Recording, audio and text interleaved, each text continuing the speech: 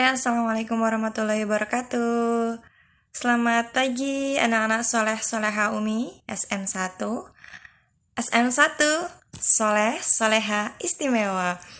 Oke teman-teman, hari ini adalah pelajaran IPS ya. Ini adalah pertemuan yang ketiga. Berdasarkan hasil evaluasi dari 2 pertemuan yang sebelumnya, teman-teman semuanya itu sudah mengerjakan project atau tugas dari Umi yang di Edlink. Dan alhamdulillah jika teman-teman mengecek kembali, itu sudah ada feedback dari Umi ya. Bagaimana nilai kalian dan kira-kira apa pesan Umi mengenai hasil dari jawaban kalian. Dan alhamdulillah teman-teman semua responnya positif, nilai-nilainya juga baik-baik. Dan Umi melihat hasil analisis kalian itu sudah bagus-bagus.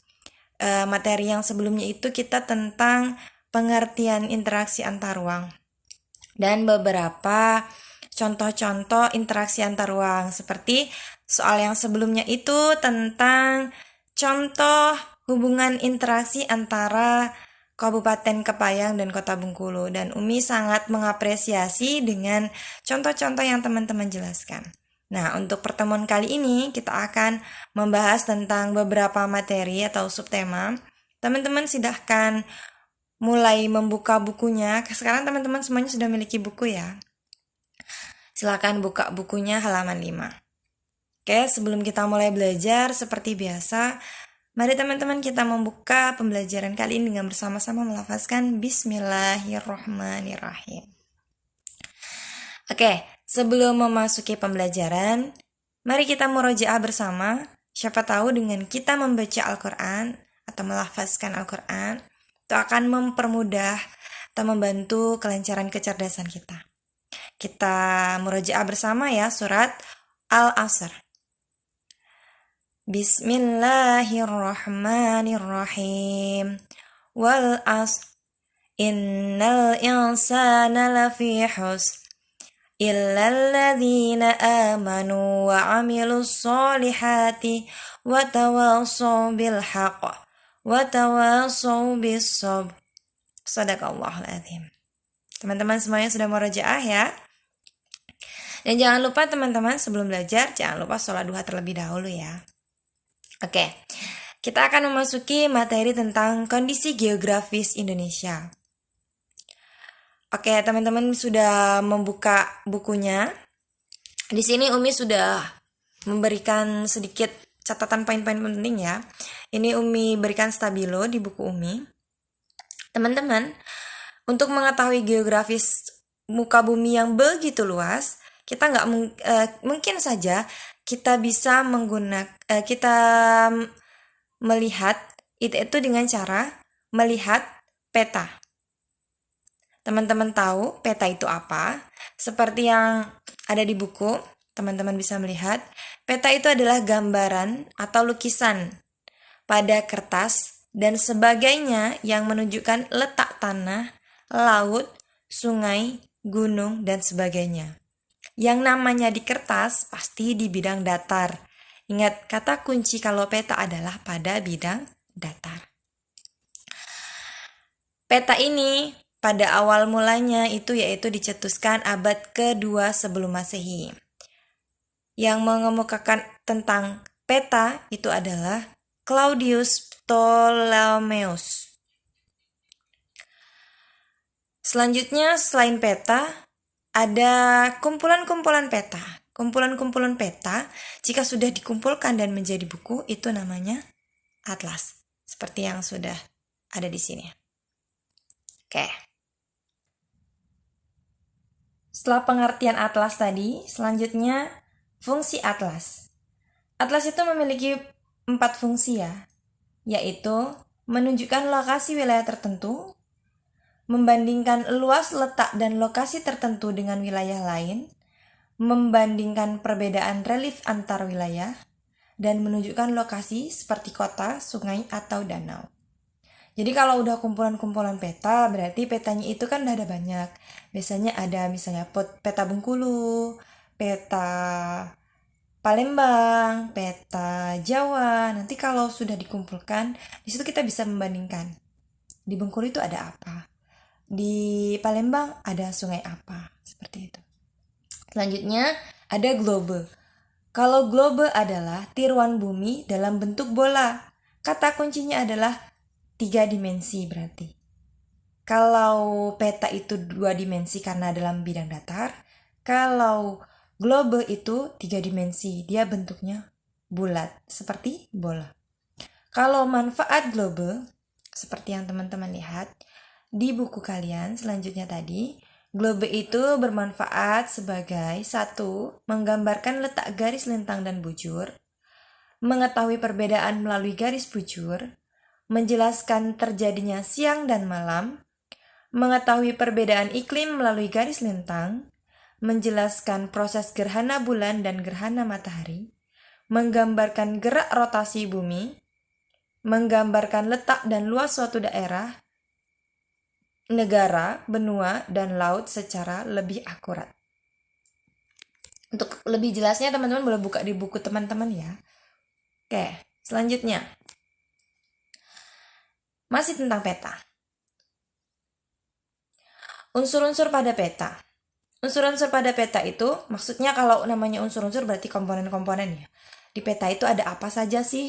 Yang pasti yang pertama adalah judul peta. Namanya judul peta pasti tempatnya ada di atas ya.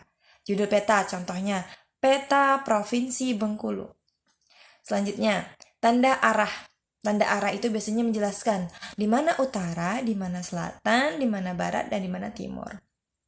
Selanjutnya, garis astronomis. Garis astronomis itu garis hayal yang mengelilingi bumi berfungsi untuk menentukan letak astronomis suatu tempat yang dipetakan. Selanjutnya, ada inset peta. Inset peta itu kalau teman-teman lihat di peta, itu ada peta yang bentuknya kecil di sebelah kanan bawah biasanya. Terus tahun pembuatan dan sumber data atau sumber peta. Selanjutnya ada simbol. Simbol ini ada simbol garis, ada simbol titik, dan simbol area. Selanjutnya ada skala peta, dan yang terakhir adalah legenda. Nanti Umi akan memberikan satu contoh tentang skala peta ya di akhir video. Selanjutnya, setelah kita membahas tentang peta, kita juga akan membahas tentang letak wilayah Indonesia. Wilayah Indonesia itu, kalau dibilang letak wilayah, itu bisa dilihat dari 2. Yang pertama letak astronomis, yang kedua letak geografis. Letak astronomis itu dilihat dari garis lintang dan garis bujur. Kalau letak wilayah Indonesia itu berada pada 95 derajat bujur timur sampai 141 derajat bujur timur dan 6 derajat lintang utara sampai 11 derajat lintang selatan. Kalau untuk letak geografisnya, itu kan letak geografis berdasarkan kenyataan seperti yang sudah Om bilang. Kata kunci adalah kenyataan. Kenyataan yang ada di permukaan bumi. Jadi letaknya ada di antara 2 benua, yaitu benua Australia dan benua Asia. Serta ada di 2 samudra, Samudra Pasifik dan Samudra Hindia. Selanjutnya, potensi sumber daya alam di Indonesia. Indonesia itu memiliki sumber daya yang begitu banyak. Yang dimaksud dengan sumber daya alam adalah semua potensi yang ada di alam. Jadi semua potensi yang ada di alam itu ada banyak. Yang pertama, berdasarkan kemungkinan pemulihannya, ada sumber daya alam terbarukan, sumber daya alam tidak terbarukan. Kalau terbarukan itu berarti mudah diperbarui ya. Terbarukan itu butuh beberapa ribuan tahun atau ratusan ribuan tahun baru bisa didapatkan. Contohnya seperti apa? Fosil, kayak batu bara, minyak bumi. Kalau yang terbarukan seperti apa? Matahari, angin, seperti itu. Terus berdasarkan materinya, ada sumber daya alam organik dan sumber daya alam anorganik. Namanya organik berarti dia berdasarkan hayati atau sumber daya alam yang hidup. Terus kalau dari anorganik berarti mati. Terus berdasarkan habitatnya. Berdasarkan habitatnya itu ada sumber daya alam terestrial dan sumber daya alam akuatik. Kalau terestrial itu tanah, kalau akuatik itu adalah air hubungannya. Selanjutnya berdasarkan bentuknya, ada sumber daya materi, sumber daya hayati, sumber daya energi, sumber daya ruang, dan sumber daya waktu. Untuk penjelasan lebih tepatnya, teman-teman boleh buka buku di halaman 11 ya. Selanjutnya berdasarkan daya pakai dan nilai konsumsinya. Ada sumber daya alam yang tidak cepat habis dan ada sumber daya alam yang cepat habis. Kalau tidak cepat habis seperti intan, batu permata, dan logam mulia. Kalau yang cepat habis seperti bensin, gas alam, yang itu penggunaannya sangat teratur ya. Selanjutnya, Umi akan menjelaskan tentang jenis-jenis tanah yang ada di Indonesia. Yang pertama itu ada tanah aluvial atau tanah endapan, berarti berdasarkan endapan. Tanah vulkanis yaitu tanah gunung api, berarti tanah yang hasil dari letusan gunung api. Terus tanah organosol yaitu tanah gambut atau tanah rawa ya. Terus tanah litosol, tanah berbatu-batu. Terus tanah grumosol yaitu tanah berat. Selanjutnya ada tanah podzolit, tanah yang ada pada daerah yang curah hujannya tinggi. Selanjutnya tanah laterit, yaitu dari unsur-unsur hara. Terus tanah pasir. Terus tanah mergel, gabungan antara kapur, pasir, dan tanah liat. Selanjutnya tanah mediteran atau tanah kapur. Dan yang terakhir adalah tanah humus, berasal dari tumbuh-tumbuhan yang telah mengalami pembusukan. Oke teman-teman, sekian materi dari Umi. Teman-teman silahkan simak video yang Umi jelaskan barusan. Setelah itu, untuk tugas teman-teman, silahkan teman-teman mengerjakan soal pilihan ganda pada buku yang sama ya, buku ini juga, buku ilmu pengetahuan terpadu ini, buku mandiri ini, pada halaman